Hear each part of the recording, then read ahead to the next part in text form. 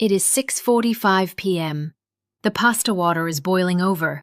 Your phone is buzzing with a work email you missed. And on the kitchen floor, your 6-year-old is dissolving. It's not just a cry. It is a primal, full-body collapse because you handed them the blue cup instead of the red one. In that moment, your nervous system spikes. Every instinct screams at you to stop the noise. But a deeper, more intellectual conflict is taking place right alongside the stress. One voice in your head says, "Get down there, hold them, breathe with them, be their anchor." That is the voice of modern co-regulation. But another voice, perhaps the ghost of how we were raised, whispers, "If you fix this for them, they will never learn to fix it themselves. Step back, let them cope." Today, we are not looking for a quick fix for the tantrum. We are exploring the fundamental architecture of how a human being learns to handle being alive.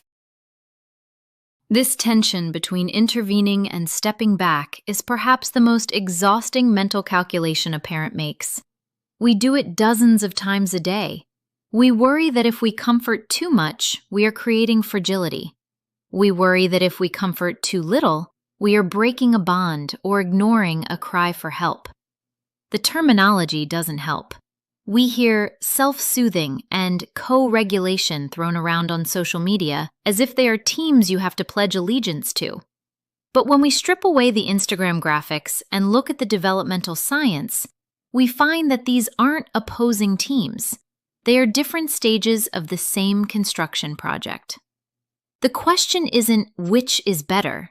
The question is, what is actually happening in the brain when we step in, and what happens when we step back?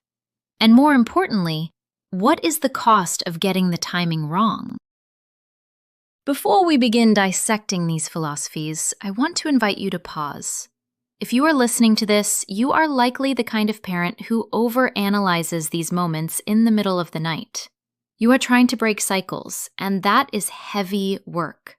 If this deep, non-judgmental exploration resonates with you, I invite you to subscribe to ParentingExplored. We are building a quiet community here, not of perfect parents, but of thoughtful ones. By joining us, you ensure you don't miss these weekly deep dives into the why behind the chaos. Now, let's look at the first major school of thought, the co-regulation model. Let's start with co-regulation. In recent years, this has become the dominant narrative in gentle and conscious parenting circles. The core philosophy here is rooted in attachment theory and neuroscience. It posits that a child's brain, specifically the prefrontal cortex, which handles logic and emotional control, is simply under construction. It is physically incapable of regulating big storms on its own. Under this framework, when a child is melting down, they aren't being difficult, they are drowning. The parent's role is to act as an external nervous system. We lend them our calm. We essentially download our regulated state into their dysregulated one through tone, touch, and presence. The belief is that by experiencing this calm over and over again, the neural pathways for self-regulation are built. You cannot learn to self-soothe in isolation, this theory argues, any more than you can learn to speak a language without hearing it spoken. It frames independence not as a skill you force, but as a byproduct of dependence that has been fully met. That sounds beautiful on paper. It sounds noble. But let's look at the reality of co-regulation in a living room on a Tuesday. It is grueling. It requires the parent to suppress their own fight-or-flight response while being screamed at. It looks like sitting on the floor for 40 minutes while a toddler kicks the wall, maintaining a soft voice and an open heart while your dinner burns and your patience evaporates. The reality of this approach is that it demands a reservoir of emotional bandwidth that many modern parents simply do not have. We are often co-regulating on empty. We are trying to be the anchor while we are drifting out to sea ourselves. And in the practical application, it can feel messy. You might be holding space for a child who is hitting you, trying to validate feelings that seem irrational. wondering if by sitting here, you are actually feeding the fire rather than putting it out. It is an approach that prioritizes the child's internal experience above all else, often at the expense of the parent's immediate comfort or household order. Here lies the trade-off. By committing to co-regulation, we prioritize the long-term architecture of the brain and the safety of the relationship. The reward, ideally, is a child who feels deeply safe and eventually internalizes that voice of calm. But the cost? The cost is high parental burnout. There is also a secondary risk that is often whispered about but rarely addressed: the risk of the child becoming reliant on the parent as the only mechanism for soothing. If we step in immediately at the first sign of distress, every single time, do we deny them the opportunity to feel mild discomfort and survive it? There is a subtle difference between abandoning a child with their feelings and allowing a child to sit with their feelings. The trade-off of extreme co-regulation is that we might accidentally signal to the child that their negative emotions are emergencies that require an adult to fix, rather than passing weather patterns they can weather. So, when is this approach the absolute best fit? Co-regulation shines brightest when the child has crossed the threshold of control, when the eyes glaze over, when the breathing is ragged, when they are in what scientists call the red zone. No learning can happen here. In these moments, the let them work it out approach fails because they lack the tools to work anything out. It is also the necessary approach for highly sensitive children or neurodivergent children who may have a lower threshold for sensory overwhelm. It fits parents who have the time and emotional capacity to play the long game and who are willing to sacrifice immediate compliance for emotional connection. It is the emergency brake. But one has to wonder, should we be pulling the emergency brake for every stop sign? This brings us to a difficult question. I've often wondered, and perhaps you have too, if I am always the external regulator, when does the internal one turn on? It's a valid anxiety. We look at a teenager who cannot handle a disappointed teacher without crumbling, and we wonder if we did too much. We want our children to be independent, yet we spend every waking hour managing their emotional landscapes. Where did the gap start? This fear drives many parents toward the second major philosophy. It's a perspective that has fallen out of fashion in the gentle parenting world, but when we look closer at the data on resilience, a different picture emerges. Let's look at the case for stepping back. This brings us to the self-soothing, or what we might call the resilience model. Historically, this was the default. Cry it out was the extreme version, but the modern iteration is more nuanced. The core philosophy here is based on the concept of distress tolerance. The argument is that frustration, boredom, and sadness are not toxic substances. They are the friction required for growth.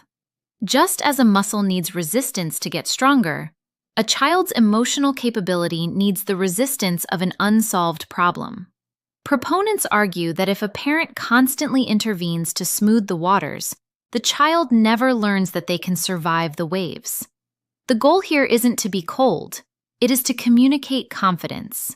By stepping back, the parent is silently saying, "I trust that you can handle this feeling." It prioritizes the child's agency and the development of their own toolkit: thumb-sucking, finding a lovey, taking a deep breath, or simply shifting their attention.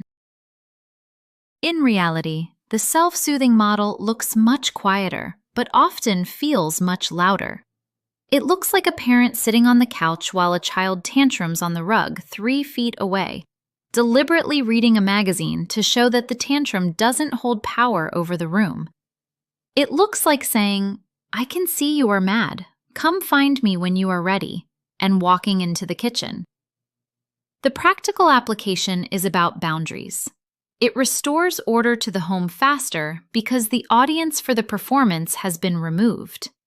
But internally, for the parent, it can feel agonizing. It requires a steel spine to listen to your child cry and not fix it.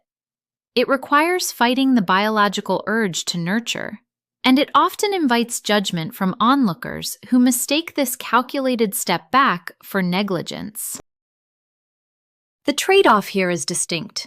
The benefit is often a child who is more adaptable, less reliant on external validation, and perhaps easier to manage in public spaces. They learn quickly that screaming does not yield results. However, the cost, and it is a significant one, is the potential for missed cues. If we misjudge the situation and step back when a child is truly in panic, we risk pushing them into a state of toxic stress. We risk teaching them that they are alone in their pain. There is also the risk of compliance disguised as regulation. A child might stop crying not because they have soothed themselves, but because they have realized no one is coming. That is resignation, not regulation. The trade-off is efficiency versus intimacy. We might get a quiet house faster, but are we missing the chance to deepen the trust bond? So when does the self-soothing approach shine? It is most effective when the child is experiencing productive struggle. It works for low-stakes frustrations, the tower block falling over, the wrong color plate, the boredom of a car ride. These are the training grounds for resilience. It is also a necessary strategy for parents of multiple children, where it is physically impossible to co-regulate every single upset. It fits families who value high independence and resilience, and who are comfortable with a bit of friction. But there is a flaw in treating this as a binary choice between helping and ignoring. Because sometimes, what looks like a behavior problem is actually a hardware problem. Conventional wisdom says this is a discipline issue. You either discipline the child to stop crying, or you discipline yourself to help them stop.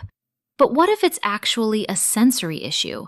What if we are looking at this through the lens of psychology, feelings, and choices, when we should be looking at it through the lens of biology? There is a third perspective that often gets ignored in the gentle versus strict debate. It suggests that asking some children to self-soothe is like asking a person with no legs to walk upstairs. It's not that they won't, it's that they physically can't. Let's look at the neurodevelopmental lens. The neurodevelopmental perspective shifts the question from, how do I handle this behavior, to, what is this behavior costing the child? This approach, often championed by occupational therapists and neuroscientists, views regulation as a physiological fuel tank. It argues that every child has a unique sensory profile. Some have a tiny cup for stimulation that overflows quickly. Others have a giant bucket that takes forever to fill. Under this philosophy, a meltdown isn't a manipulation or a learning opportunity. It is a system overload. It is the breaker tripping. The core belief is that kids do well if they can. If a child isn't regulating, it's because the environmental demands exceed their current capacity. This removes the morality from the equation. The child isn't bad for screaming, and they aren't weak for needing help. They are simply over threshold. In the living room, this looks like detective work. It looks less like parenting and more like science.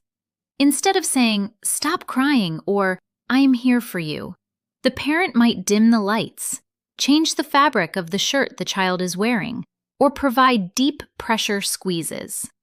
It involves managing the environment rather than managing the child.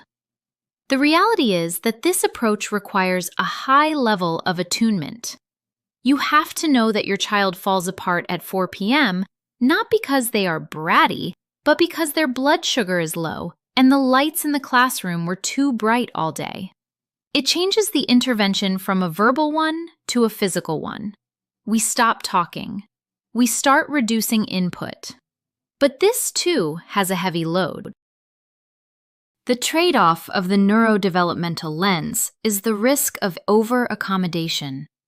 If we attribute every struggle to a sensory or biological cause, we might inadvertently curate the world too much for our children.